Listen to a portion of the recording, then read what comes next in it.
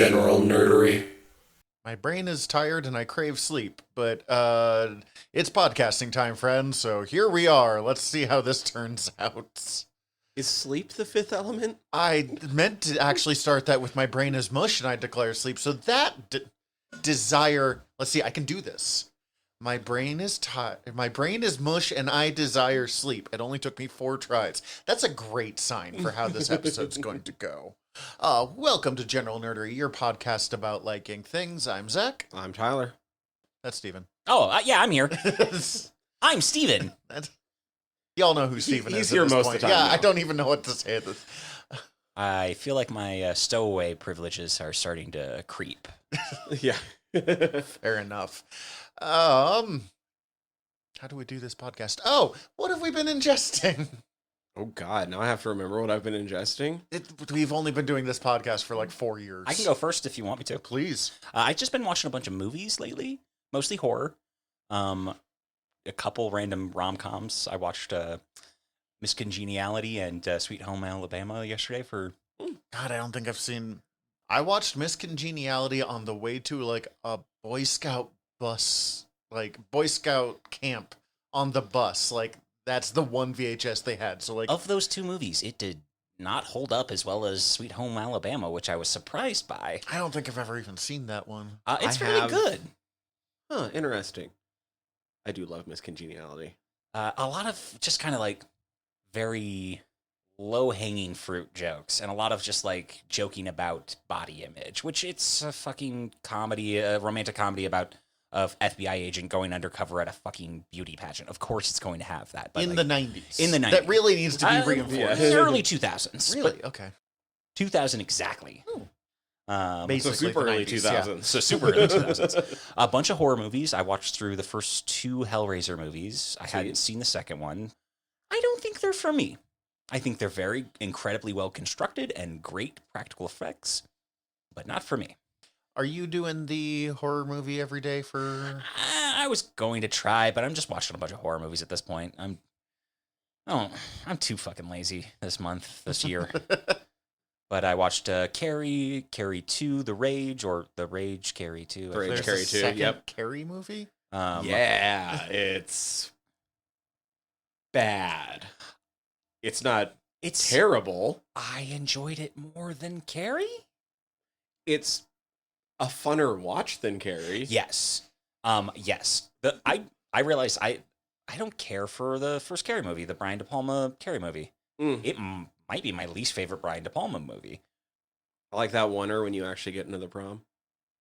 Yeah, like there's some really good bits in it, but it's overall like very weird. I've been watching the Candyman series. I am in the middle of Day of the Dead, but I watched the first one, and then what is it? Fear the Flesh or Festival of the Flesh? Mm-hmm. A horror movie about Day of the Dead seems really odd to me if you pay any attention to what Day of the Dead is about. There's a lot of really odd horror movies if you actually pay Okay, attention. yes. Yeah, I'm not... Yes, and in this, it's also the third in the Candyman franchise, which is the more they go, the fucking weirder its story becomes. Of like, Isn't that Tony Todd is the Yes. I fucking love Tony Todd. and he is the best part of all 3 of them. Yes. But I can't see him as anything as other than Worf's brother from Star Trek The Next Generation. He's playing an artist who is painting a woman who he has an affair with. Well, it's not even an affair because they're both like single. It's only an affair in that like her dad says, no, not gonna happen. I'm gonna cut off your hand and get a mob together, and we're gonna cut off your hand and then like cover you in honey and let bees destroy you so that you look real fucked up so that my daughter will never want to fuck you again. And then he somehow comes back as a urban legend ghost, like a Bloody Mary type figure. That's like That's really... literally the part I knew about it. That's Like, it. That's all 3 of them. Yep. Second one's in New Orleans. Third one's in LA. I haven't seen the newest one yet. The newest one's fun. I'm very like excited that. to get into it. Is it still Tony Todd? It's complicated. Okay. It's been spoiled for me that he's apparently somewhat in it. I don't know in what context. I just know he is in it. It could be he's a fucking background extra in like a dinner scene where he's there at a restaurant and it's like, oh, hey, there's Tony Todd in the back, for all I fucking know. I'm hoping it's that level but also if he's back as Candyman, fuck yes. But it's mostly Black Mana. Oh, okay. I can't think of that actor's name, but Yeah, I don't know why I'm blanking on it right now either, but I don't know it either. he was also in the HBO Watchmen series as, I'm not going to say it, that's a spoiler.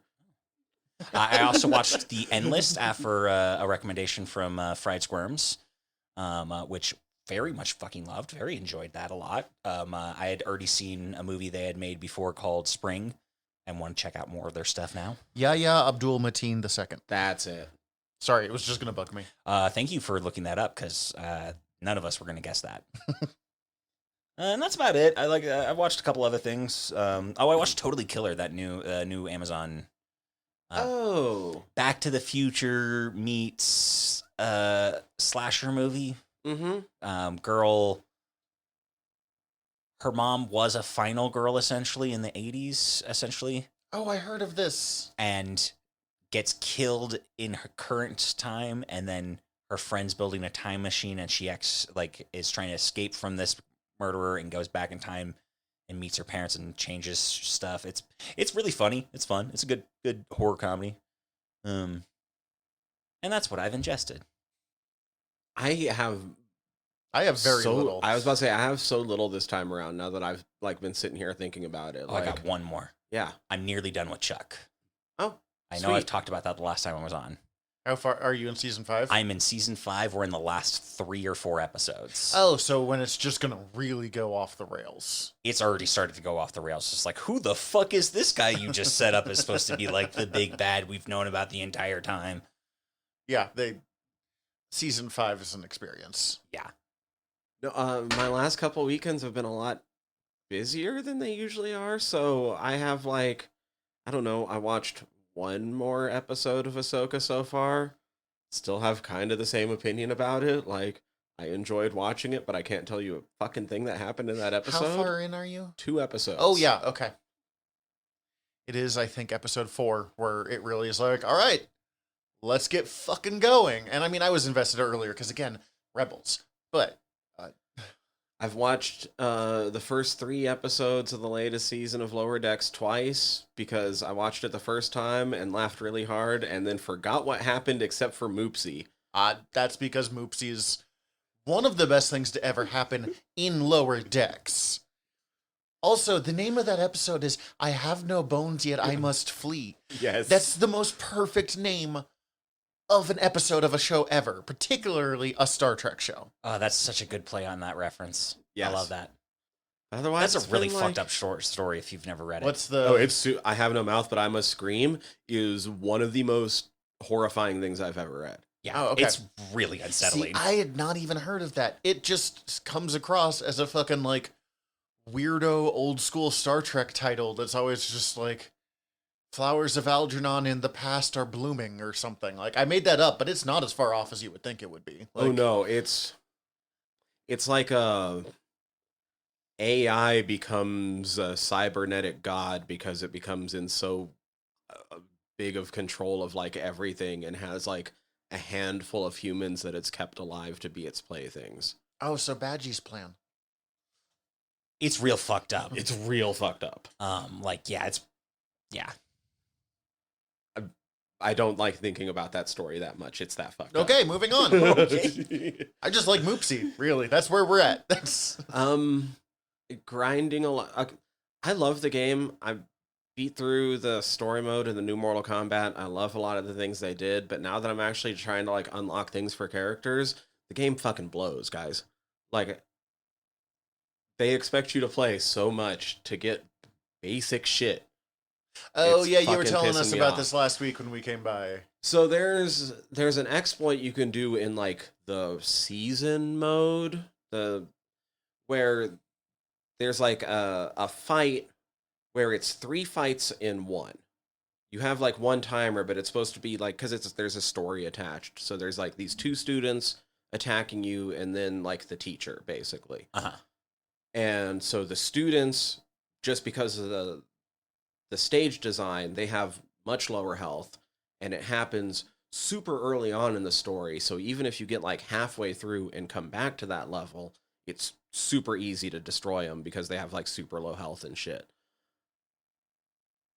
So you just like max out your season stats, which is super easy to do, and you can go back and go through that level in under 40 seconds, and each time you kill one of them, it counts as its own separate win, and you can one-shot them, so that counts as a flawless victory, and you get the bonus points for that. And as long as you hit that final uppercut, you can usually end it with a brutality, so you get the bonus points for that.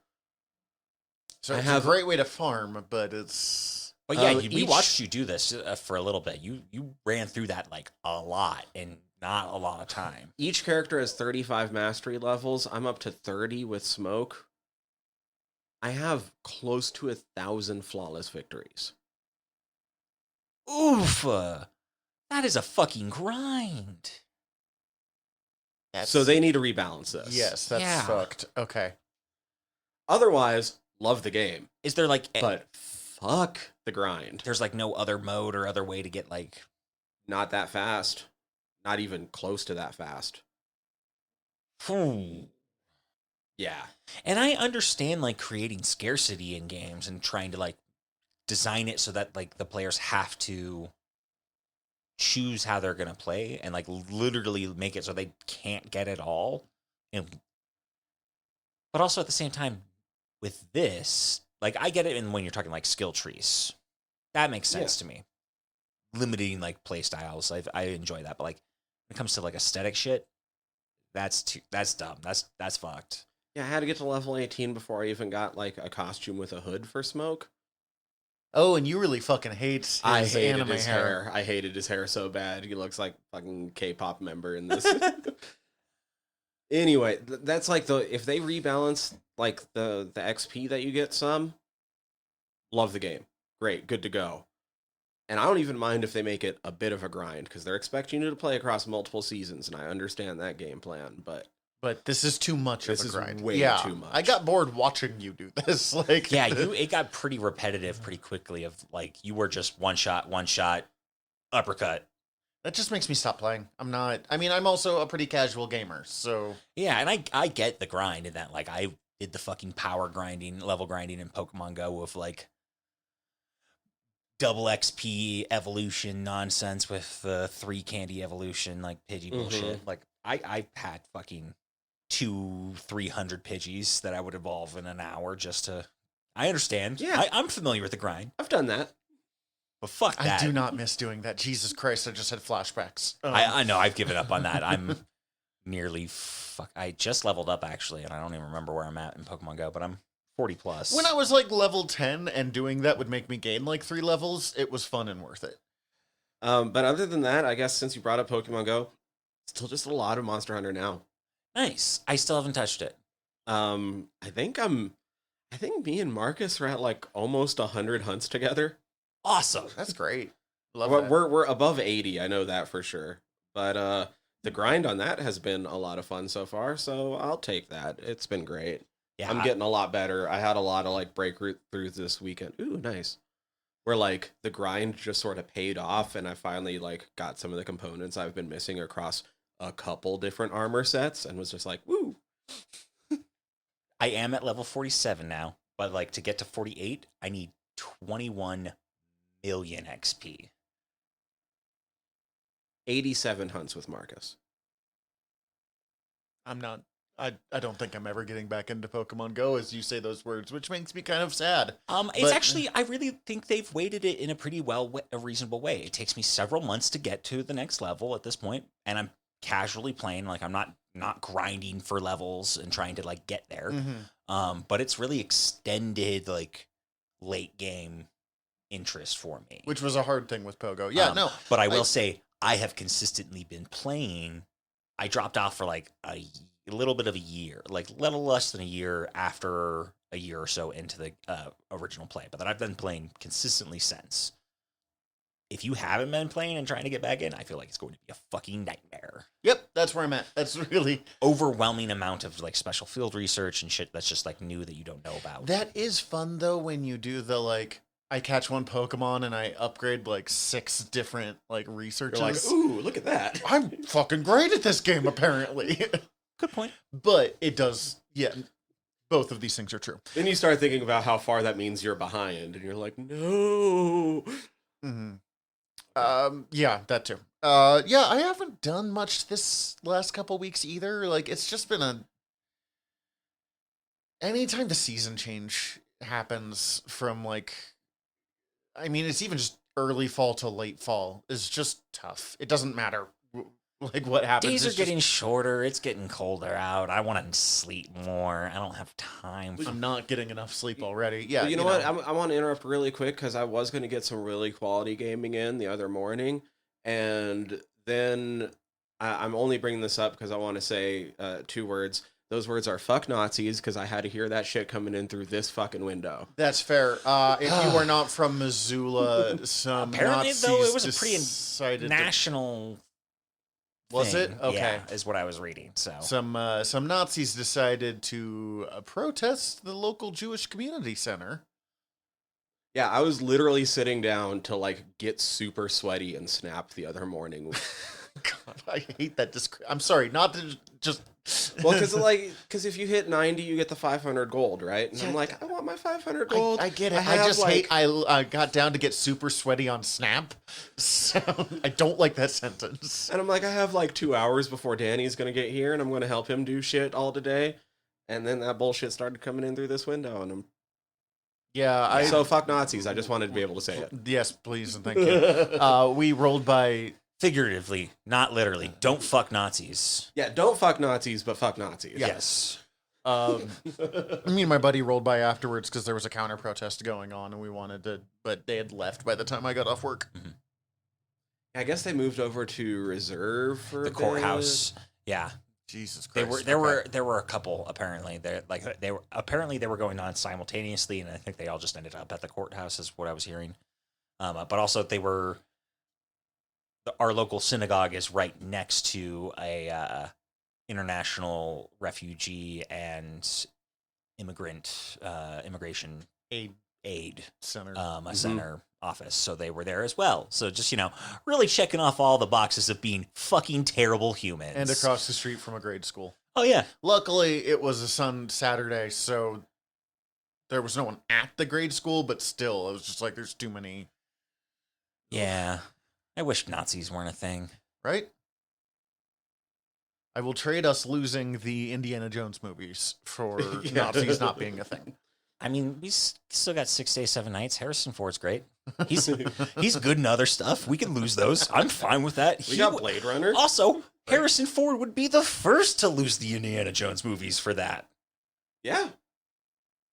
Let's do it. He does love playing Indiana Jones, though. So but also he'd be like, I would do this, but I want you to know I'm still sad about it. Like, But I think it's because I think it's partially because he gets to punch Nazis. Yeah. I would buy him a big bag of weed. Is he for a that. particularly loud anti-Nazi guy, or He's not a particularly loud guy in any. Well, yes, that's why I'm. He talks a lot about Gwyneth Paltrow, Last Crusade, and is also perpetually stoned. Yeah, fair. One of my favorite stories about him was that he was being picked up by a driver, and that he was just like, ran out to the driver, said one moment, ran back in. A few minutes later, came out with like a kitchen pan, like a pot with a lid on it,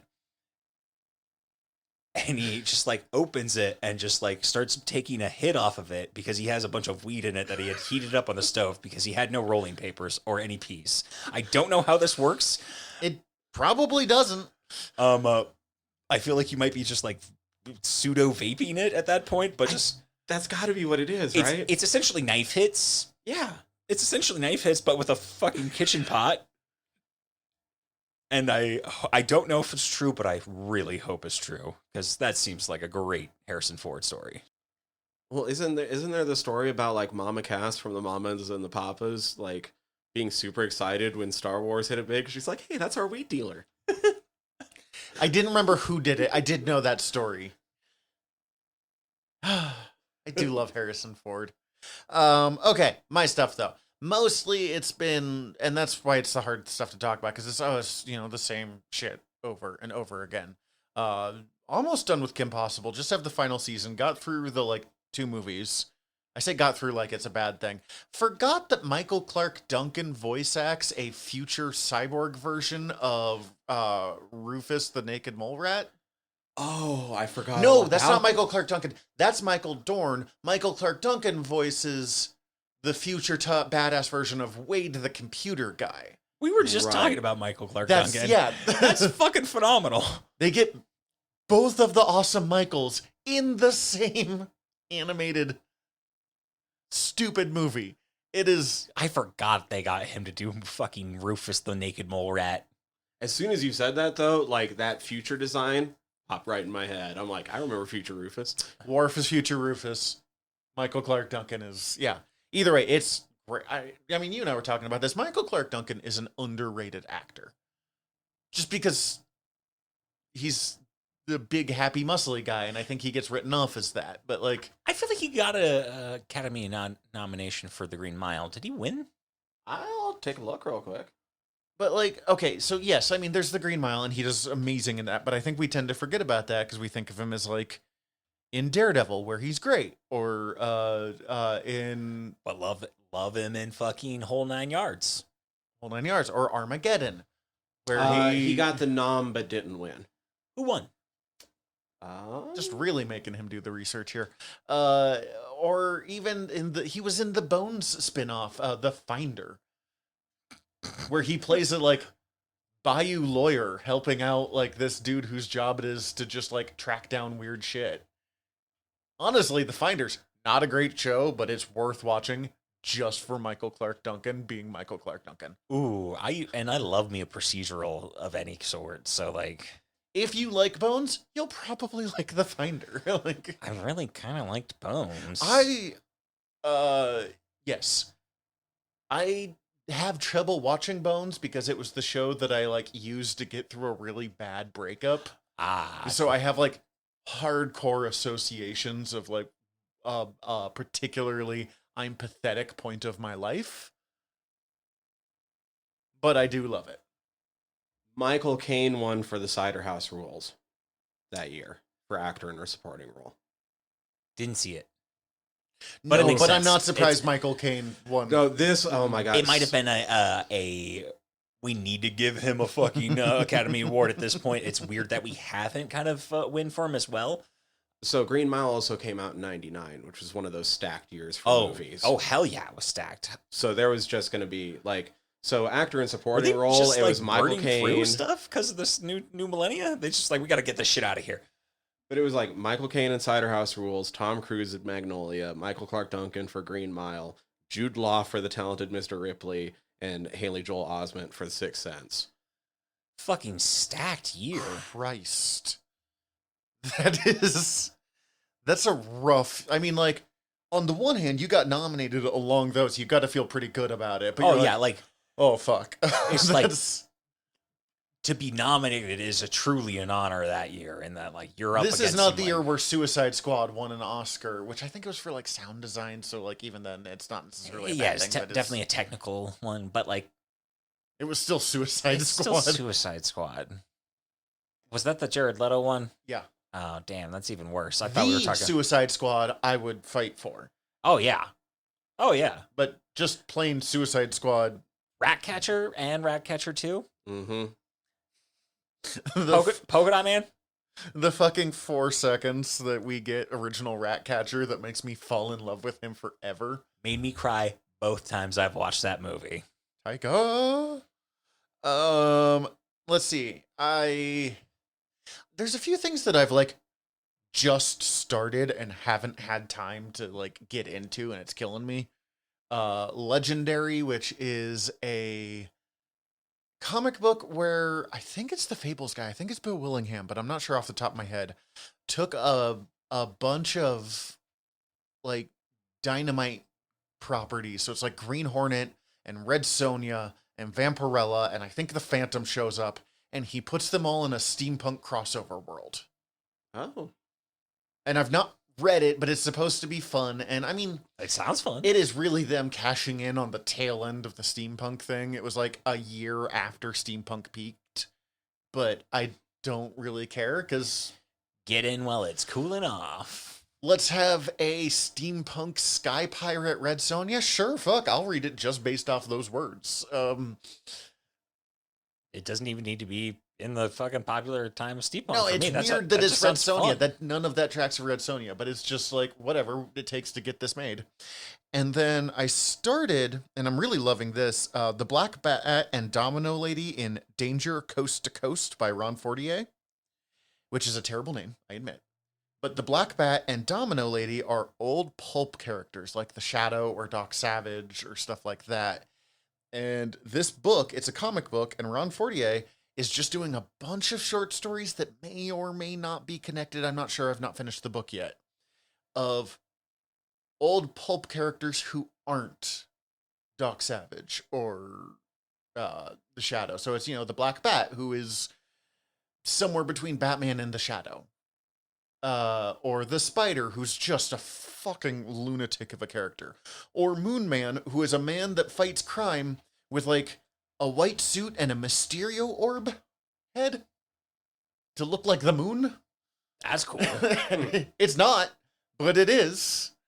Over in Word Balloons, we did a season of me telling you about old Golden Age characters.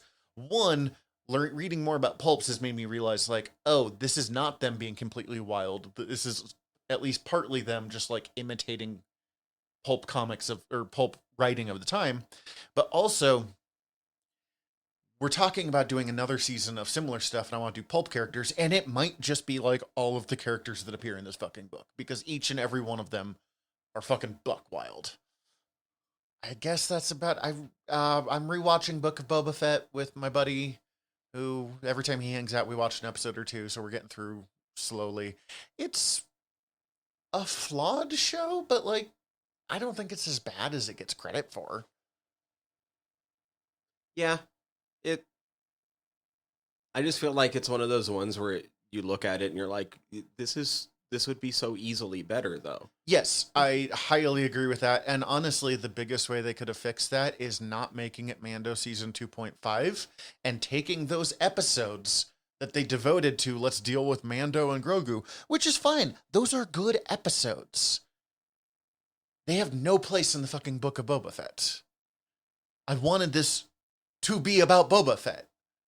I do love, though, when people whine about the speeder bike gang or whatever they I are, like them, I'm sorry. the mods, because, like, that is the most George Lucas shit that has ever been put inside a fucking Star Wars movie. Also kind of Robbie Rodriguez, too. Like, it's just, yeah. Literally, the show would have just benefited from, like, actually committing to its concept and not, like, I need this to be a fucking slaughterhouse movie with Boba Fett. Like, it was never going to be that. It's fucking... No, but he's not even really trying to be the new crime lord. He's not even really trying to be the governor. He's barely doing... He's kind of trying to secure his power and being even kind of shitty at that. Yeah, fair enough. And I like the idea of, like, I'm going to be the daimyo. I'm going to, like... He's trying to build something, and he doesn't really have the language for, like, what he's trying to do. And I would have actually enjoyed if they explored that a little bit. Like, yeah. And I really think it's because they put in all of the Mandalorian stuff, which, again, I watched, like, yesterday, so I fucking enjoyed it. But I didn't... It took out time they could have spent investing in the main premise of the show. I think there's a lot of people that would hate this idea, but I kind of wish it would have been a show where that's kind of what he wants to do, but he sucks at it, and it went more into the relationship between, like, Fennec actually maybe being the one ruling the thing behind the scenes and using him as, like, the face and the muscle. Just Boba Fett as the puppet master. That could have been interesting. Yeah, I want more Boba and Fennec. I don't know, like... There's some great shit in it, though. The, like, episode where again, I love that I can just say the sentence as dumb as it is. A lizard crawls in his nose and he hallucinates until he becomes an honorary sand person is one of the best things Star Wars, honestly, has ever done. Yeah, no, it's great. I love that part. It's just... That gets me interested in watching this. Yes, that's mostly what I got. Lower Decks is fucking killing it this year. It's a little... listless compared to previous seasons, but I think it does a better job than season 3 of, like, having the characters really grow. They're kind of in a middle place here that I think they needed to be in, but I'm curious to see like where it goes. Cool. Yeah. I think that's what we got for Take this. a quick break, and when we get back, we'll talk about, I think, one of my favorite movies of the 90s. We're about to find out. This might be a terrible way to lead into talking about this thing with it being a podcast about liking things, but like, we all picked this about a month ago that we were going to do this episode. We all got really excited about it because this, the fucking Fifth Element. We're doing the Fifth Element. I don't remember if we've said that yet, but I hinted at it. okay. And then as I was watching it yesterday for the first time, I got kind of bored. Like my attention kept wandering. And part of this is admittedly, and I didn't bring this up with Justin because I don't know if it counts, I have once again fallen into the Hero Forge trap. Do you know what this... Oh, when I saw you mention it on social media, I spent the rest of my night making shit on Hero Forge. Do you know what Hero Forge is? This is the minifig. Yeah. thing. Yeah. It's a website where you can go and just design your own minifigs. I should show you Big D. And and it mostly exists. It's supposed to be for like making your D&D stuff, but the Belagarth foam fighting nerd shithead community is super obsessed with it because we get to make little versions of ourselves and then not pay them the money to make it and just like take screenshots. This is I literally did this too. Nice. Yeah, I was seeing how close I could come to recreating some different Mesoamerican gods using the resources Oh, that that's they have awesome. in there. I had a really good Quetzalcoatl, but pretty middling Tezcatlipoca. I made like 4 of them in the last 24 hours. I've used it. It's a great resource because I'll even just taking a screenshot because I've used it for both the most recent D&D characters I've made. Just to this is what my character looks like. Oh yeah, Of just like for my DM, so they have an idea of what it is. At some point, I am going to order some models off them. Just like, hey, I really take advantage of you. Like, I've spent so many hours on here, guys. A coworker has actually ordered some. Jamal, nice. him and his wife have ordered a couple. They're gorgeous pieces. They really good quality, and I'm definitely gonna order some. Apparently, they do a Black Friday sale / Cyber Ooh. Monday. Keep that in mind. Yeah. So yeah, part of it is I got distracted playing with Hero Forge when I'm supposed to be watching this movie for this podcast here. But I kind of get away with it because I've also seen this movie God knows how many times at this point. I was gonna say that was my problem. Is back when this would run on HBO back in the day. TNT for me. My buddy had it on anytime VHS. it was on, we put it on. Yeah, because it's the fucking Fifth Element. This was the time when I watched it, and I am going to say nice things about it, even though we are also going to talk about the shithead who made it, I'm sure. This was the first time that I watched it and was like, the graphics aren't keeping up no more. Although, I will say I watched 2 different versions. I had first watched it on Tubi because that was the only place that it was streaming for me. Yeah. That version sucks. There is a better version. I believe it is the Blu-ray remaster. What's the I difference? only watched the Tubi one for this one. I just have it on DVD, so I have no idea what version I even watched. Tubi one's for sure letterboxed or formatted to a smaller screen. Oh, okay. The remaster version is definitely an ultra wide screen view that has black bars on top, so they're going real fucking wide. I don't know what aspect ratio it is, and noticeable quality update. It was oh, okay. I watched the shit version for free. It was the scene where they're remaking Lilu and the skeleton is starting to show, and I was like, right, 1999 graphics there. But also 1997 is when it came out, so it's probably 1995, 96 graphics. That said, I like it. I feel like the CG in combination what they use practical really and it's noticeable, but it's done in an aesthetic that I feel works well together, that I feel like they're trying to make a decision and not have it be fully we're trying to make it look exactly, we're trying to make it look like a thing. I agree. I just also remember watching that scene for the first time, and I mean that was 97, so I was 10. 11 maybe. Like, it was a pretty new movie the first time I watched it. I was 6. Was 7? I was 6. born in 98, so 91. or not 98, 88. I was born in 88. Born in 98. Movie I came out watched in it in 97. 97. I was born in 98. Movie came out in 97. I just want to go home. I am Benjamin Button. One of the practical effects, kind of, and I don't know why it was at this time. It's when I don't remember what they're fucking called. The shape-shifting aliens, the Murmurs. Oh, the Mondosians or something like that. Whatever. Evil shape-shifting aliens. They're like squeezing the joysticks to fire, and they're very clearly like joysticks from a fucking like Super Nintendo or whatever flight simulator. It's definitely some joysticks, not. But the not a cockpit the super thing. rubbery hands were like wiggling in ways that I was like, okay, that's not. But I also like, as much as those stuck out to me this time, I agree with you that I don't give a fuck either, because like, I appreciate their commitment to practical effects in this movie. Like, my biggest problem with the cloning scene was just like how logistically fucking wild that concept is. Oh, it makes no sense. They're 3D printing the entire skeleton one layer at a time, but they're doing it in 2 tandem pieces.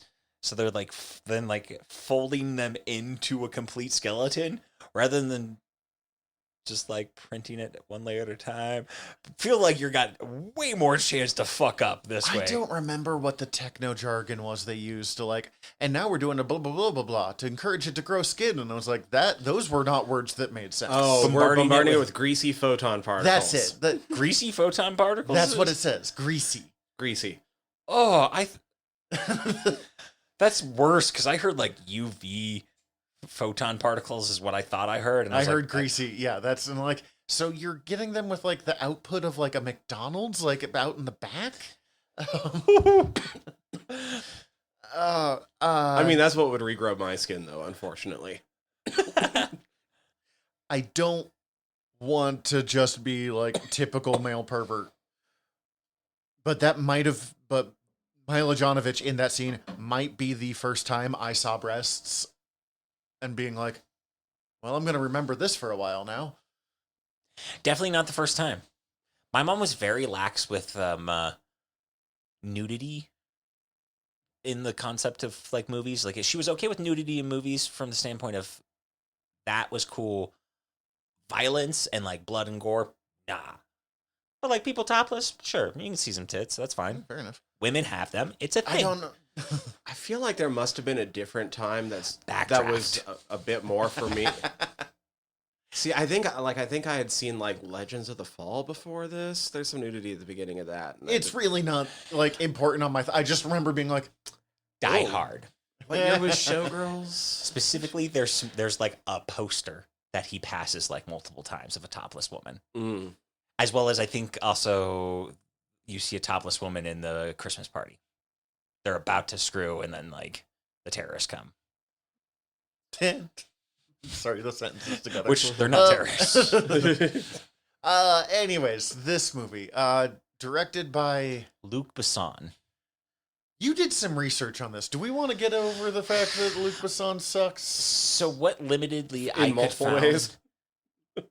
there was multiple allegations of sexual misconduct.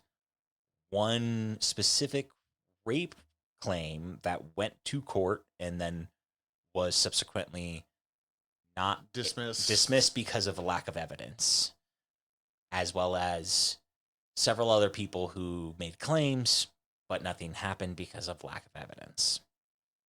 And that's all I could find, basically, but I did literally... Married a 16-year-old. Oh, also, yeah, did marry a 16-year-old who is in this movie playing the diva. And then married Mila Jovovich, like from this movie. Yeah, because he started cheating on my Wen during this movie with Mila Jovovich. And like Leon the Professional is loosely, what is her name again? I don't know how exactly for sure to pronounce her first name, but it looks like my Wen. My Wen?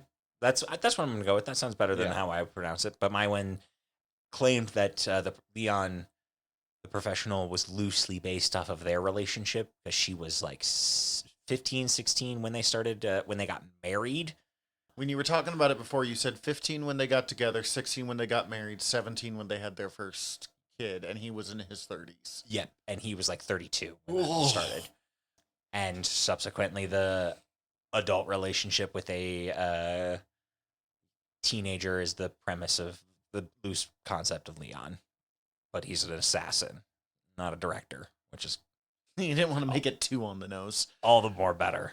So yeah, I don't know if he's done anything. Nothing's been like he hasn't been formally charged with anything as far as I can see, but there's a lot of fucking allegations. The only okay, so two reasons to bring up. One, we don't want to like ignore problematic people just because we like some of the products of what they make, but also because the part of what I was watching the movie for is the like this movie has some of the wildest fucking like relationship with gender roles or kind of just like gender theory almost. I feel like it has absolutely nothing to say with about femininity. It is all about masculinity. Yeah, that's really what I was going for. No, the one female character with any like agency or ongoing stuff is born sexy yesterday. I would even say it doesn't actually have much to say. It just plays around with things. Yeah. They make every other character so...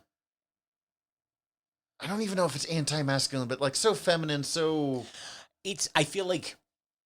Just to make Bruce Willis look like hyper-masculine, even more. I feel like Bruce Willis's character of Corbin Dallas is so hyper-masculine that every other male character has one or another uncommon... a trait that is deemed non-masculine. Mm-hmm. That subsequently makes him so hyper masculine by juxtaposition. Every other character is kind of weak or effeminate or both. Yes.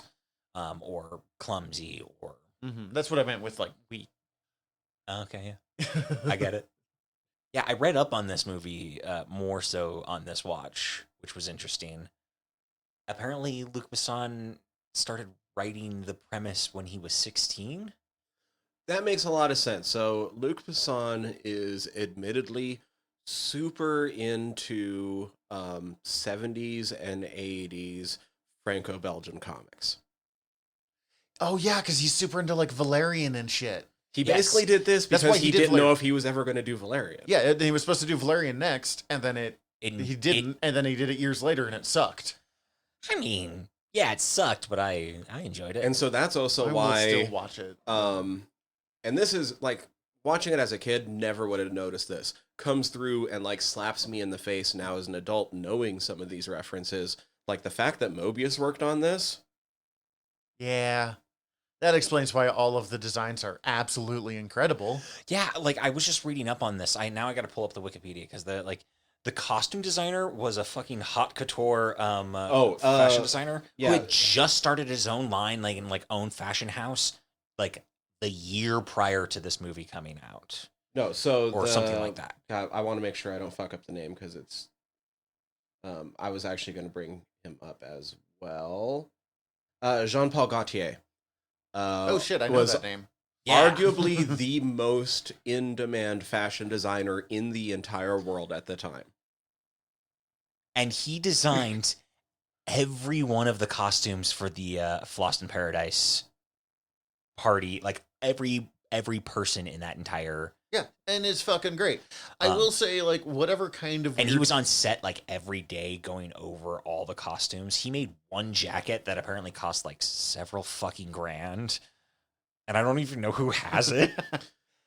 Okay, no, the best thing about the costuming is that they convinced Chris Tucker to dress the way he does for Ruby Rod by doing a bait and switch, where he designed something so horrendous looking for him that they refused to bring it up, and that when he brought out what Ruby Rod would actually be wearing as an alternative, Tucker was like, yes. If the option is between that first one or this all day. I love it. I think I mean I might have to agree with Tyler that like it's not so much that he has a specific statement about masculinity to play with as much as like they're exploring it a little bit. Right, because if there's Rod is the biggest womanizer in the... and if there is a like kind of negative on effeminate men, it's completely countered by Chris Tucker's performance as Ruby Rod being one of the most iconic performances of the 90s. Like, dude, Corbin Dallas.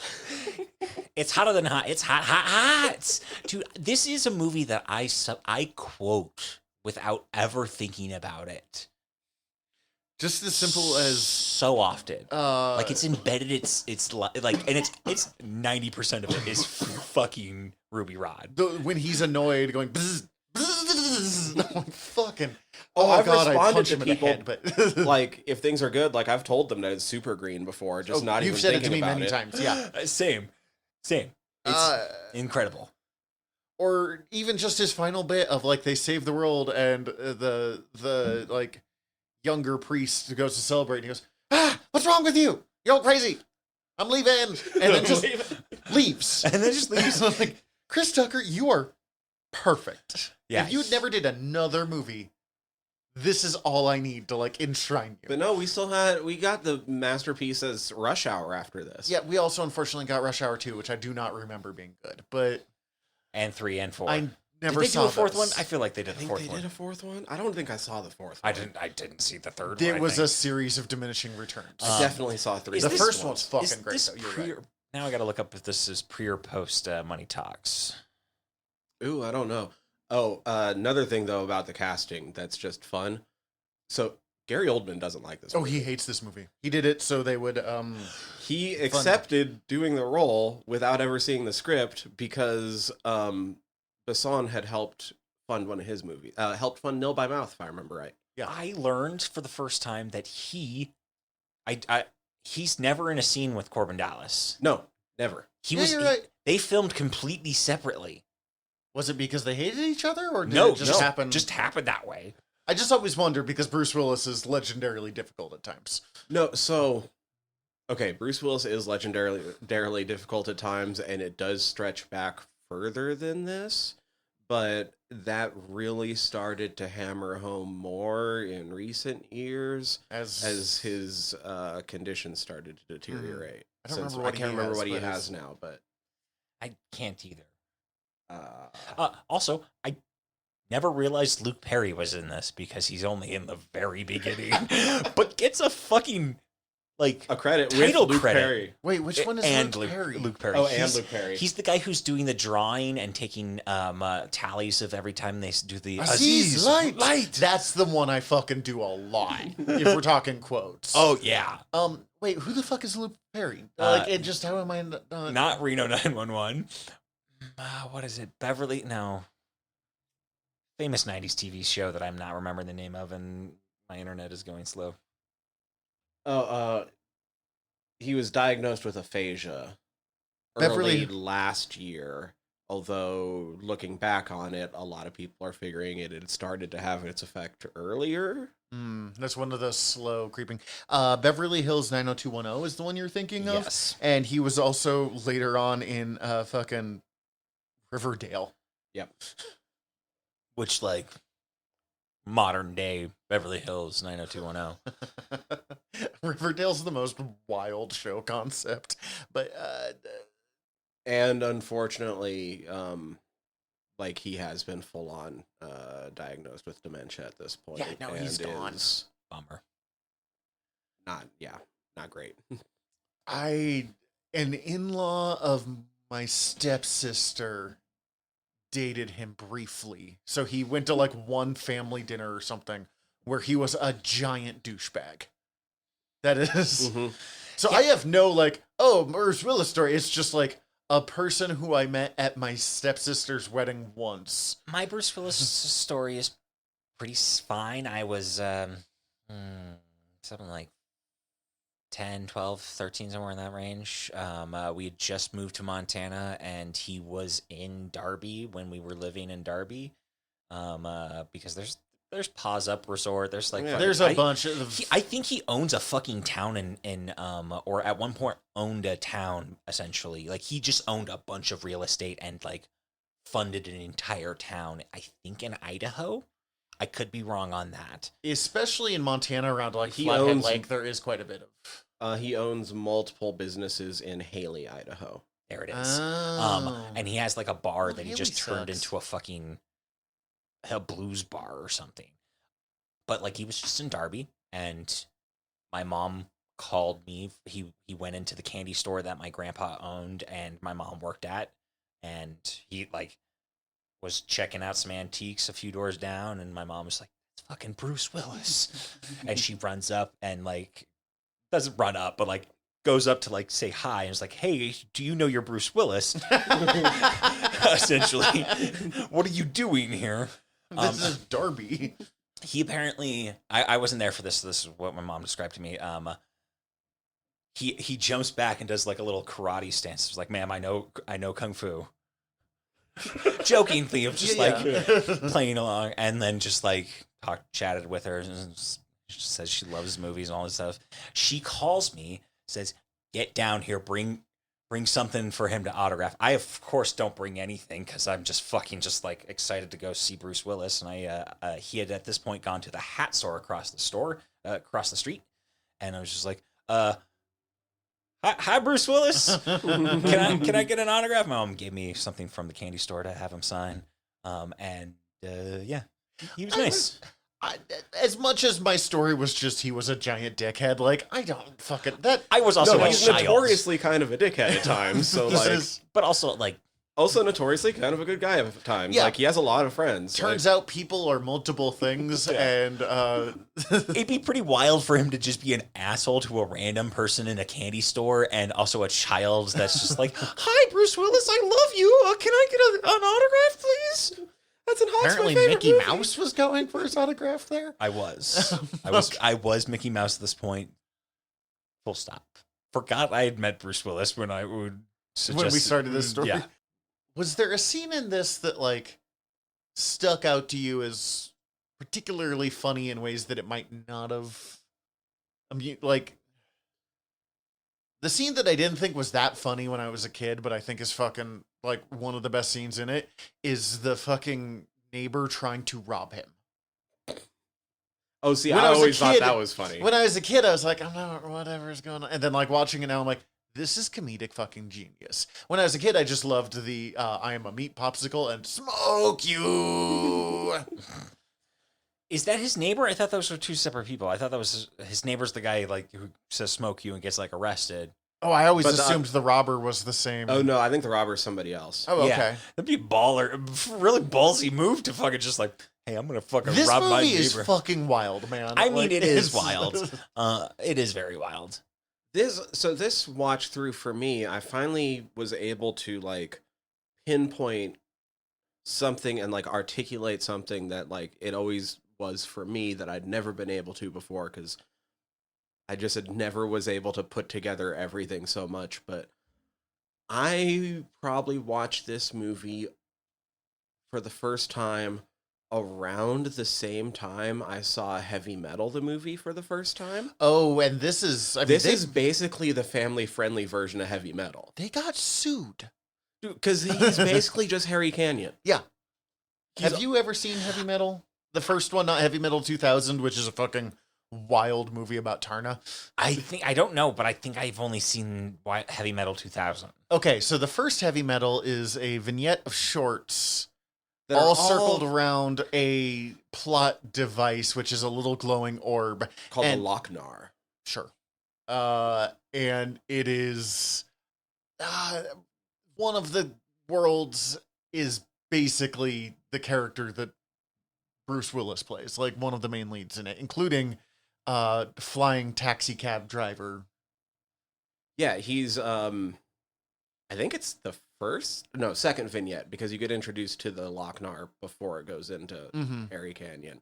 Yeah, he's a cab driver, futuristic cab driver in New York that has a run-in with a gal and the Lochnar thing, and that one plays out a little bit more noir style and is even narrated noir style. Mm-hmm. And like he hooks up with her, and then they're gonna partner up to do the deal to sell this thing. And when they sell it to this guy, as soon as he looks at it, it goes all like Raiders of the Lost Ark and melts his face. And at that point, she decides to also double cross on Harry, and he ends up killing her and getting the thing and like going home for the day. It ends up being a very different story, but like he is just It's Bruce Willis's character. Yeah. And that's like the scene you were talking about with the neighbor trying to rob him. Like, it just reminds me so heavily of him disintegrating the guy in the back of his taxi. Yeah. Unexpected tie-in that I forgot of our next episode, the cop, the one that is like refusing to start chasing him until they mess up his McDonald's. Oh, that's Mac McDonald. Yeah, he's the commanding officer in Red Dwarf. Uh-huh. Nice. Captain Hollister. But also his name is Mac McDonald for the double joke. Oh my god. I think the bit that was funniest to me on this watch was the bartender. Would you like some more? Yeah, I don't know why, but that one just really tickled me this time. Ian Holm is great watching this. Just because somebody brought up one of his other characters to me the other day, I couldn't help but think of how awesome Rowan Atkinson also would have just knocked out that part. Like modern day Rowan Atkinson? Like any Rowan Atkinson. Okay. Although, And it's not necessarily like I want to see that, but like as I was watching it, I was like, oh hey, he could do You're this. right, he could have done that. Yeah. It wouldn't have been as good as Ian Holm, but he could have done it. It does amuse me that the president is Tiny Lister. Tiny Lister. Debo from Friday? Is it Yep. Debo? Yeah. oh my goodness. Mind melts. Yeah. That's fantastic. Somebody's lucky they didn't get knocked the fuck out. Especially the way they talk to him as the president. Like, He might knock him, the scientist guy, out at the very end, who's like, no, you can't see them. but I very specifically was like, dude, that's kind of I get it. You're on a time crunch, but like, go fuck yourself, Bruce Willis here. It's like he's talking to the president about like, and the president tells him how long before they get to the fucking. They basically have to get there and set up the Fifth Element shit. And he's just like, I'll call you in 3 hours or something like that. well, then I'll call you in 3 hours. And it's like, okay, get it. You're either gonna do it or everybody's dead. And I wasn't thinking of that part. I was thinking of immediately before where he's like, Mr. President, is there a point or something like that? Like, yeah, the fucking president of humanity. I think. Just the president of all humans just called you, man. You can be like a little more polite.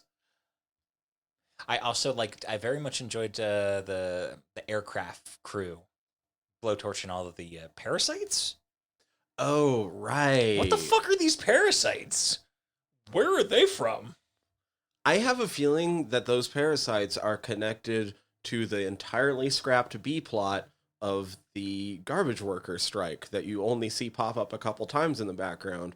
But there's a giant garbage worker strike going on in the background. Which is why of there's this fucking movie, garbage everywhere. Which is why there's mountains of garbage. Garbage. Yeah.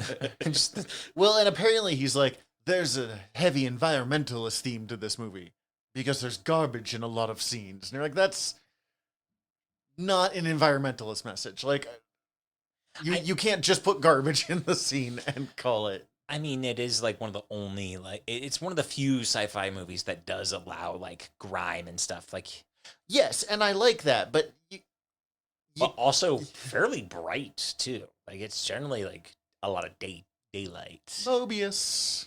Yeah. When Mobius does the designs, you're going to use a lot of bright colors. Like, it's just how he rolls. Yeah. God, the Mobius designs. So good. So obvious, though, too, now in retrospect. I do think it's funny, and I think it has something to do with the masculinity stuff, that every, I guess, crew person at the Floss in Paradise ship is wearing just boy shorts, like full regular uniform and then fucking boy shorts. And he's like, okay, I guess I'm really not qualified for this. Oh, and this was a watch through that I put together that I forget his name and or class, whatever, but the guy who's like talking to him about negotiating.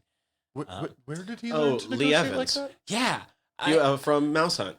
Yes. And also Shit. There's something about Mary. Yes. This movie is weirdly stacked with like B-movie actors. It's just a weird, interesting movie with a lot of interesting people in it.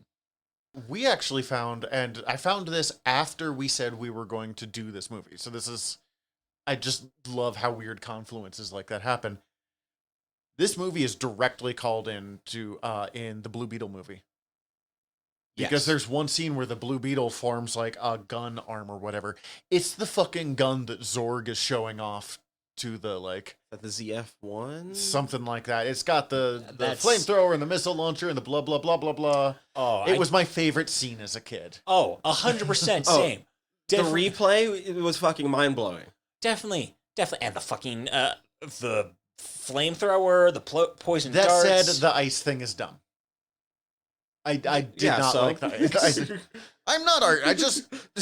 If it's got everything else, why not have ice too? Maybe I gotta freeze this person so I can break off an arm. It's like one of those Swiss Army knives that also have the toothpick. Like, it's useful, but you already got everything else. I mean, like, I'm not gonna really need the toothpick, but that one time I do, I'd be happy I have that toothpick there. Mm-hmm. Here's a picture of the two guns next to each other, which is great for this audio medium that we're doing, but it's... that's incredible. Yeah. It's so good. It's really an impressive little bit of, like, this is my favorite kind of Easter egg, where it's not just, like, kicking you in the face with it or distracting from the plot, but you still get to send your little love letter to whatever. It's like there's a very famous Todd McFarlane Spider-Man cover, and the background is straight up Tokyo from Akira. He just traced it out, and he told the guy who created Akira, and he's like, that's amazing. Awesome. I love that kind of stuff. That's great. Are we going to try and describe the plot of this movie? No. No. Well, so what I was about to say, though, is I'm surprised at how well this plot actually, like, you can follow it and it makes sense, considering when you start looking into, like, the making of this movie. It's a 2-hour movie, like, it's decent size. It's a 400-page script. How? He started it when he was 16. I know, but still, like, it's... He wrote, like, he kept writing it and, like, adding to it, and, like, before, like, the early 90s, before when it started to get into production, I want to say like 91, 90, something like that. I don't remember the dates exactly. It was a 400-page script before it got handed off to someone to turn it into like a script, usable script. Okay. And even then, I think it was turned into a trilogy first that they then condensed down into one movie. Mm-hmm. Wild. Which is also what happened with Valerian, which is really funny. But that's part of, yeah. Let's see if I can do this. Just like, evil is coming to Earth, and it's literally just evil. Basically, the source of all evil. Yeah, is coming to Earth. It's a big ass planet that sun. That's evil. That's evil. Also, Earth is majorly fucked at the end of this anyway, but we can get into that. Because Good point. I've never thought about that, but good point. every 5,000 years, the light of creation has to be reignited with the 5 elements. That pilot light just keeps going out. And, but if the darkness is there before the light is set off, the great darkness takes over, which is just fucking Alan Moore Swamp Thing, kind of. And, all life will be doomed. Doom. And Yeah. so All life the becomes character death, from and all Die light Hard becomes has darkness. to stop it.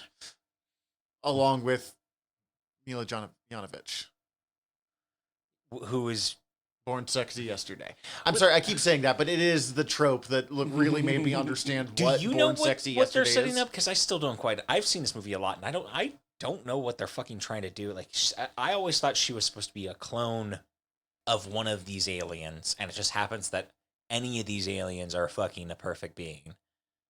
I always So just what thought she I- was with the duck aliens, but that's just how I think of them. But like, Because it's like a hand that they had on the ship that they're cloning to build the rest You're of right, their body, that's- which doesn't make sense to me. Then why the rest, other than the little bit of expositional dialogue they give you of like, well, we only really fucking fuck with these 23, but they have 2 million more. So my headcanon for this is that they basically explain that her DNA is so advanced that not only does it hold genetic memories, but it allows her, as long as she exists, she is basically learning and absorbing things from around her. Well, and it's definitely implied that like And he can just bring the scientist can just bring people back as long as there's like 4 cells Mhm. alive. So him being able to bring her back as long as there's something there, combined with her super fucking DNA that allows her to just absorb information from the world around her. It's kind of like how in Red Dwarf the cats came about. Like they evolved in this place made for humans, and so because she's being built by human technology, surrounded by humans in this room with a bunch of them looking on, she's modeled basically in their image. I never thought about it that way. I like that. That is essentially kind of what I was working with. Of I had like- always just assumed there was a random hot woman with the duck aliens. and see, like, I feel like the duck aliens, which I feel weird that I don't know their names, but They say them like twice. yeah, I think my headcanon has been more in line with Tyler's bit of like what we could create from what we had of their DNA is essentially Mila Jovovich. And then they kick ass together, but oddly, like, for as much violence as there is, there's not. I mean, it's comic book level violence. Yeah, This whole that's thing, not what it's I mean, it's a like- love letter to 70s, 80s in Franco-Belgian comics. It's a love letter to Valerian in a big way. But she only has like the one really cool scene, and then she immediately gets shot up. Yeah, that's true. I think what I'm going with there is just, I mean, she seems so iconic when you actually watch. She doesn't do a lot in this movie. And I didn't quite realize that till I was watching this movie, like, really, let's go through what happens in this movie. And it happens. This whole movie does take place in the space of like 2 days. 2 days maximum. Yeah. That's fucking wild to think about. They get to Flossed in Paradise in less than 4 hours. They mention that. Which they like. It makes sense in retrospect, and I've never questioned it. But like, that's the weirder part, that I've never questioned the amount of time that goes by. I've always just like, well, yeah, they're just doing this shit. They're there. They got in the plane. They went to sleep. They're I dead. don't understand why they go to sleep on the plane. Like, obviously, the crew doesn't, but they're like, so we can go faster, we're putting you all to sleep. I think the logic behind that is that they're all asleep in stasis, so like they're not gonna be jostled by the fucking turbulence of them going mega hyper fast. Because they're going to a different fucking galaxy, right? Mm-hmm. They're going Meanwhile, to the cat, or not galaxy, but they're going to a different fucking constellation. So like a whole different star system. yeah, apparently does not matter though too much, considering that Ruby Rod is actively giving cunnilingus, sorry, during. What is that, like the Mile High Club? You're The Lightyear Club. yeah. There's got to be something. I never felt like this before. I swear. Not a human. Or just, I don't know why. It's one of the things that, like, I've seen this movie so many times, and I've noticed it before, but that I was like weirdly impressed by is like, as they're kind of landing or slowing or whatever, her legs are going back down to the like landing position as. So there are some just brilliant cuts that like match up with things like that. The other thing I noticed though is, because I keep coming back to it, 97% of the times that the camera cuts in this movie to something else, if you just took that frame of what it cuts to, you could build a comic book of this entire movie. Interesting. I'm gonna have to. There's not a lot done like super technically. There's not a lot of story told with the camera movement. It's all about what the camera is framing. Interesting. Part of me now wants to rewatch this movie for a third or fourth time in the last week. Yeah, I might have to watch this again in a couple of days, especially in the comic, and that explains why I fucking love this movie so much, because it is a comic book movie. A lot of what Marvel does, these guys were doing back in like 1997. Also, Mr. Kim's the best. I'm just gonna throw that out there. The food truck guy. Oh yeah. Oh yeah, he's always great. I always love him. I just love that. Like, you're up in this like super mega high rise, and so they just And a floating Chinese junk shows up and Dude, just like gives you a fucking would love it. yeah, right. It's the best of all worlds. It's like private dining, takeout, delivery. And those smaller food carts, or like more personal food carts that seem to, like I see them in Asian movies, Japanese movies, Chinese movies. So it seems to be more of a thing there that it's like it's a food cart, but there's also a place for you to sit and eat at the food cart, as opposed to a lot of American food carts, which seem to be like, get your food and get the fuck out of here because we don't have room for this. What if a food truck? What if M80 Chicken, a local food truck, came and delivered to my fucking dining room table? Love it. And I got to chat to them while they build my food. Love it. and it's a nice old Korean man who just wants good luck for you. You are fired. Well, at least I got free lunch. Yeah. Oh my God. Notice 10 minutes before that, what fucking Zorg's guy was telling him like the business things, and he's like, fired oh, one of the smaller ones, like the cab company. And then he got fired from Zorg Enterprises. Yeah, I feel like there is some commentary on mega corporations that I feel like this movie wants to have a lot of commentary about a lot of things, and it doesn't put any time into doing it. Exactly. It's saying a lot of things, not really, Nothing particularly well. not making any real commentary about anything strongly. Over Not making a strong argument. on Word Balloons, you asked about other people doing Star Wars things. Mm-hmm. And I mean, you were talking about stuff coming out today, but like, this does have a Star Wars kind of feel to it to me. And I think part of it is that like Star Wars was a little more Flash Gordon than like 70s European sci-fi comics, but like a lot of those are tapping into the same vein, and part of it's the practical effects, but like there is something kind of, obviously it's not Star Wars, it's not a galaxy far, far away, it is like, here's Earth. The moment Earth shows up, I'm like, well, this isn't very Star Wars, but you could take the shapeshifter aliens, put them in the original series, and they would not look, other than maybe the fancy Zorg gun, they would not look at all out of place. But also, like, the fancy Zorg gun is not theirs. Yeah. It's like, Well, I guess they have like bullets in their guns, but although every gun in this has just an unlimited number of bullets. that is pretty fun. Just the amount of just rubble created from there. Is Bruce Willis, I keep wanting to call him John McClane, even though I know he's Corbin Dallas. Is Corbin Dallas supposed to be a super soldier or something? And like, I know he's like, I'm a badass Marine, but I think he's just retired. I mean, I think that's not like an engineered super soldier, the but one he's scene like, that made me question is the scene where he's like shooting into the cabin, or into, not the cabin, the bridge of the ship. And he's like, all right, let's see how many people. There's blah, blah, blah, this many, this blah, blah, blah, this way.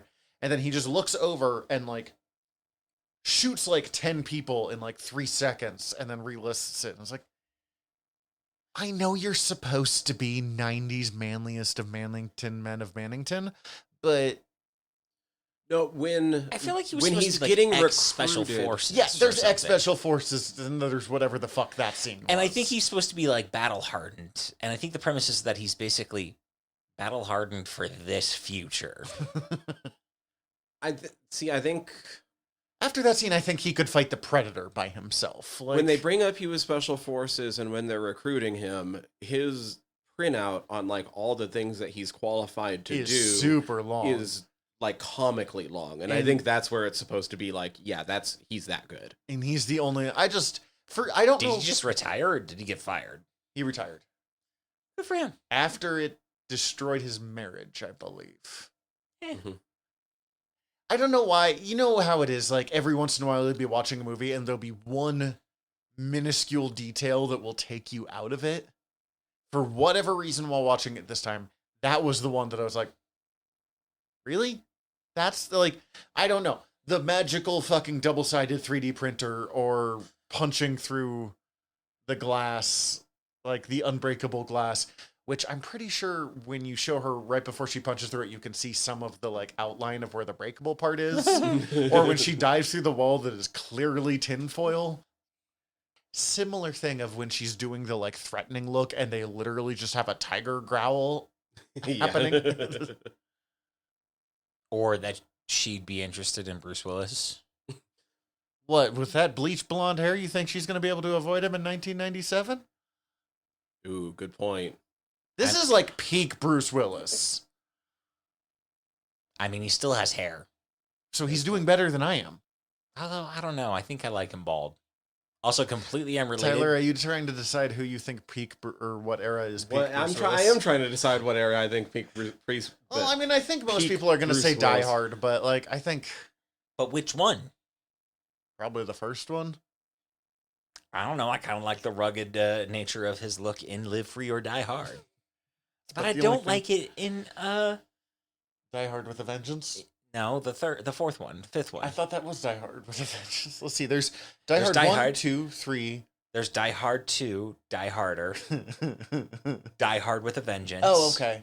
Live Free or Die Hard, A Good Day to Die Hard. Oh my god. And Live Free or Die Hard, I do like his grizzled old man look. I don't like it in A Good Day to Die A Hard. Good Day to Die Hard is the worst name of a movie possibly ever. It's the worst of all of them too, and it's also the one that I definitely saw in theaters with my whole family. I don't know if I've ever actually seen Die Hard 2, but I definitely use whatever harder as a joke for a lot of things whenever a sequel comes up. Oh, it's great. You should also watch Die Hard 2. It's very good. Isn't it the one that always just is like, it's not as good as the first one? Basically, but Yeah. also it's different. Yeah. Okay. Yeah, I don't know. He had quite a run for a long time. I don't know. I'm not even saying it's necessarily this movie. I'm just saying, No, like that. I'm looking at it. I'm like, oh, well, I would say that it kicks off here, but then I keep looking at what he's doing, and I'm like, oh, I'm well, just no, saying that was I- good. I Oh, well, think no, that the was good. 90s Yeah, Oh, well, that I was think good. he just looks good at a lot of points. It's I like- just think the 90s is probably his like peak decade as an actor. I think Die Hard with a Vengeance is his least attractive one now that I think about it, though. That's the third one. That's the one with Samuel L. Jackson. All right. Go for some grizzled Bruce Willis as John Hardigan in Sin City. Although, you know who could get some? How do we always end up like, where is our peak attractive of random guy when the three of us sit in front of a microphone together? Especially ever since we started Mary I Fuck was Kill on actually Word Balloons, originally but- looking at peak for like his career, and Oh, I was okay. like, he was peak across a long time, Yeah. with only a couple dips, and a few of those dips are movies I still really like. I really like Hudson Hawk. I do too. It's really fun. Also has Annie McDowell, which Mhm. I just saw her in something. Ready or Not. That was another movie that I ingested that I forgot to mention. He did a bunch of good movies. He's great. I'm not a huge fan of his, but like I'm not anti a fan of his. He's one of those actors that he plays Bruce Willis more than he plays like different people. He's Bruce Willis if Bruce Willis was a cop. Bruce Willis if he was a space taxi driver. Bruce Willis if he was in a romantic comedy. And that's not a bad thing. There's a lot of actors I love because they play themselves in a situation. Bruce Willis, if Bruce Willis was playing Bruce Willis as a heightened character on Friends. That's right. I forgot about that. He dates Rachel, but it's not Bruce Willis. But it's basically Bruce Willis. Not Bruce Willis. Friends has the like most weirdly like high cameo list of like insane talent popping up. In some cases, because like, oh, let's bring in the characters from ER, and it's George Clooney, but before George Clooney became like I feel like, megalomaniacal movie star and was still on ER. but still like fucking George Clooney famous. Like, Yeah. like they got a lot of big pull from like really notable people. Like, not like Or fucking Robin Williams in a random scene with I can't think of his name. He was in Princess Bride and When Harry Met Sally. The main guy Billy from Crystal. Billy Crystal. Thank you. That was driving me fucking nuts. I was like, main guy from Princess Bride isn't in Harry Met Sally. There's a random fucking scene that is really just Billy Crystal and Robin Williams playing together, like, and ignoring the cast of Friends, which fair enough, and then leaving. It has nothing to do with the episode. It's just like, oh, they're huge names. Let's put them in for a little. Love Laguna's song always slaps. Yep. I fucking love that scene. That's probably the thing that stuck most with me for all of time. I'm gonna put it as the best scene in the movie. I definitely listened to the soundtrack. I had the soundtrack so I could listen to that song. I'm with you guys. Don't get me wrong. Weirdly enough, on both my watch throughs, that was the point where I started to lose focus. I think it was the cross cutting between that scene and Lilu's fight with the guys to try and get the case that it doesn't have the stones. Something about that made me lose focus on it. I ended up just like falling down a rabbit hole of looking up information about the movie on Wikipedia. But mostly I'm just listening to the music at that point. It felt the music felt more 90s to me than it had in the past. Like it did more kind of a product of its era than it used to. The electronic beat behind that's that really especially. what it is. Yeah. Da, da, da, da, da. It is still good. I love the 90s, even though it was a fucking trash decade in a lot of ways. I fucking love that song so much. Also, interestingly, not possible for the human voice That's to what sing. I thought, yeah.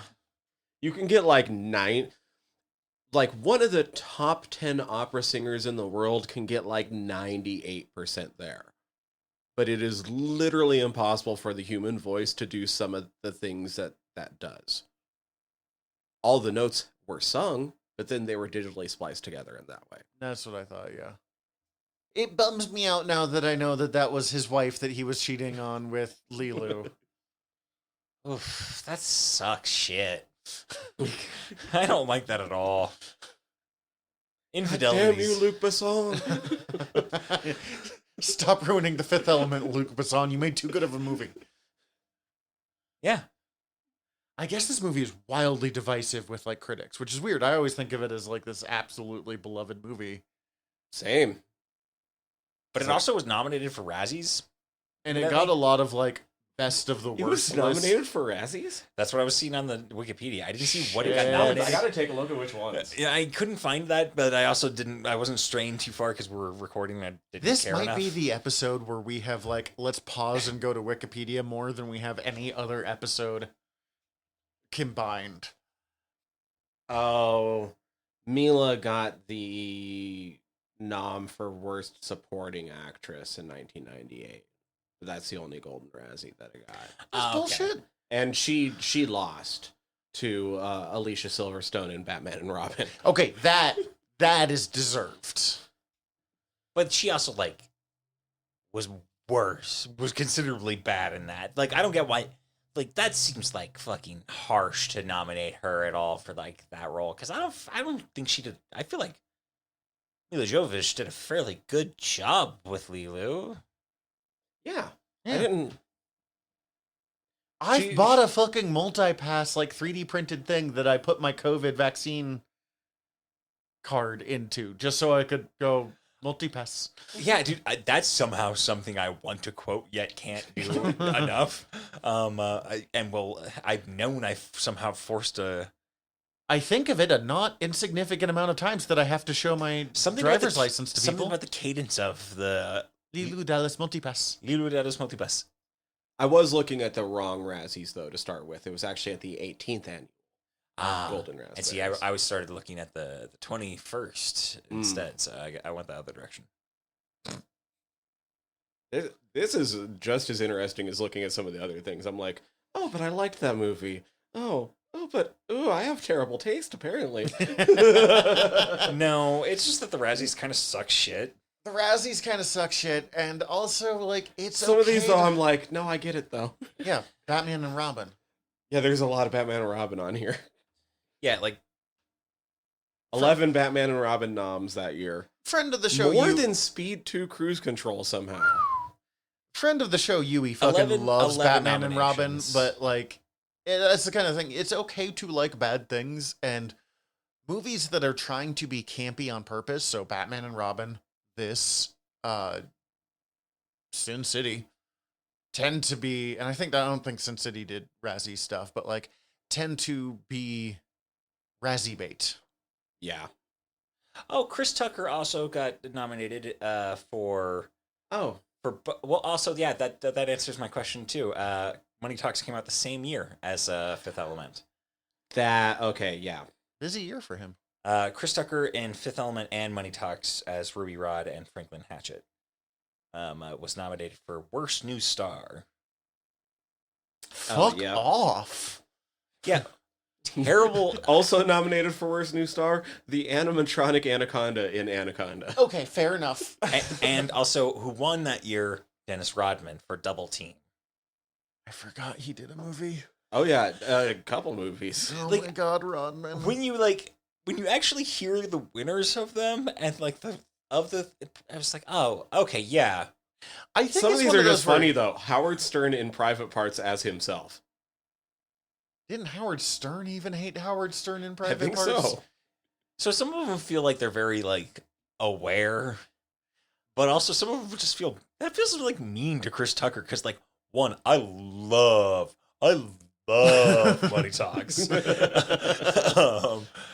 I Like, feel like like they we know like- who the winner is, and then they just have to pick a couple other people to like finish the format. And like I know that Chris Tucker's like in hindsight, I realized that like Chris Tucker's an insult comic, so like getting nominated for that category at that point in his career wouldn't be that like he could take it, he'll be fine. But like it does suck shit. And It is now. still mean. It's very mean, and I don't like it. Also just love some of these this year they had a category Worst Reckless Disregard for Human Life and Public Property. Con Air won.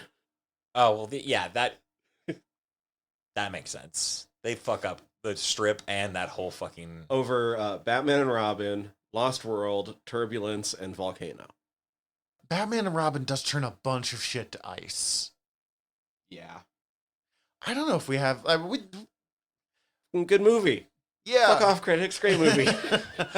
Yeah, I feel like I've seen this movie every year since it came out. I feel like maybe less in the last few years just because it's not on syndication. I do feel like I put it on. Yeah, like I guess the only thing left I have on it is something Cece mentioned that she appreciates that this is not a movie that takes itself seriously, which is what makes it work. Because if it did all of this and tried to be like a mature take on whatever, it's gonna fucking suck shit. Yeah, But it put all of that energy into making it look really fucking cool. it's like, as much as I love the David Lynch Dune movie, part of the reason it doesn't work is it thought it was doing adult Star Wars. Mm-hmm. Or like Zack Snyder's Rebel Moon does look good, but I'm a little worried the moment that he's like, we're going to do a dark, mature take on Star Wars. I'm like, then you've missed the point. This has that same level of taking itself seriously as Star Wars, that it's aware that it's some goofy ass shit that they're having fun with. Oh, okay. One other thing I noticed this time around. Don't have much to say about it, but I also thought it was kind of funny, or not funny, weird. Almost took me out of it a little bit in the very beginning when the aliens go and get all the stones, and then, the one can't quite waddle fast enough and just has to, like, stick the key through the thing. But then the aliens just, like, leave their boy, like they have, Even like, as a kid, I interstellar was like- travel. and, They like, also have the key. yeah. The key got out. You can just open that. Which now in hindsight, where was their fucking homie? Did they? I mean, they don't really show like them open. They get the key, but they don't really show them going in there or anything. They're just like kind of just like exterior. Then they show them into the interior chamber where they're got to be. Basically, they don't really show them open the door as far as I remember. The duck aliens are fucking bizarre. I love them. They do look like something out of Babylon 5. They I was going to say remind. Stargate. Oh, I was gonna say Also that. they look like they could be cousins to the Vogons. Oh, now I want to watch Hitchhiker's Guide, an underrated movie. Or they could also be some sort of random like footman of a big bad from Power Rangers. I could see that. Or just the Mighty Ducks cartoon, if the Mighty Ducks cartoon got a live action. And went cyber. I love the Mighty Ducks cartoon. Duke L'Orange. Anyways, before we get farther afield, next time we will hopefully have a guest over, but I'm not going to say for sure yet because we'll find out. We will be watching the first season of Red Dwarf.